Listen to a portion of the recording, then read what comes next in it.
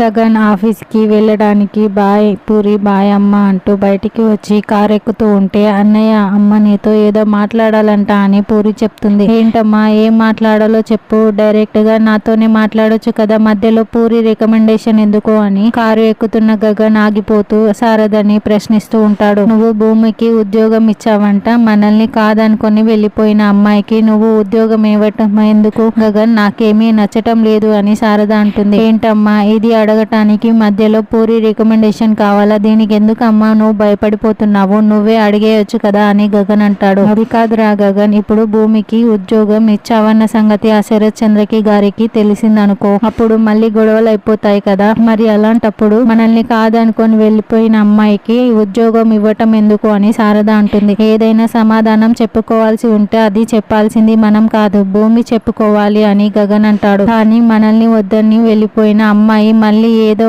మనసులో పెట్టుకొని ఇలా నీ దగ్గరికి ఉద్యోగం కోసం వచ్చిందంటే ఖచ్చితంగా ఆలోచించాల్సిన విషయమే కదా అని శారద అంటుంటే, అవునన్నయ్య వాళ్ళకి అన్ని కంపెనీలు ఉన్నాయి కదా, మరి వాళ్ళ దగ్గర ఉద్యోగం చేసుకోకుండా నీ దగ్గర ఉద్యోగానికి రావటం ఎందుకు అని పూర్ణి అంటుంది. దాంతో గగన్ ఆలోచనలో పడిపోతాడు. తర్వాత భూమి లోపలికి వెళ్తూ ఉంటే గగన్ కార్ డ్రైవ్ చేసుకుంటూ ధరణికి కాల్ చేద్దామని కాల్ ట్రై చేస్తూ ఉంటాడు. అప్పుడే భూమి చాలా సంతోషంగా అరే తల తిక్క నాకు కాల్ చేస్తున్నాడు అని అనుకుంటూ లిఫ్ట్ చేసి తల తిక్క అని అనగానే భూమి అని గగన్ అర్థమైపోతుంది. నువ్వు భూమి రా, మరి ధరణిలా నాతో మాట్లాడుతున్నావా అని గగన్ మనసులో అనుకుంటూ ఉంటాడు. మరి డైరెక్ట్ గా భూమితోనే ఈ విషయం అడిగేస్తాడా, నువ్వు ఫోన్ చేసింది ధరణి ఫోన్ కే, నేను భూమిని మాట్లాడుతున్నాను, ధరణి దగ్గరికి నేను వచ్చాను అని భూమి కవర్ చేసుకుంటుందా లేకుంటే ఇప్పుడే అడ్డంగా దొరికిపోతుందా అన్నది రానున్న ఎపిసోడ్ లో తెలుసుకుందాం.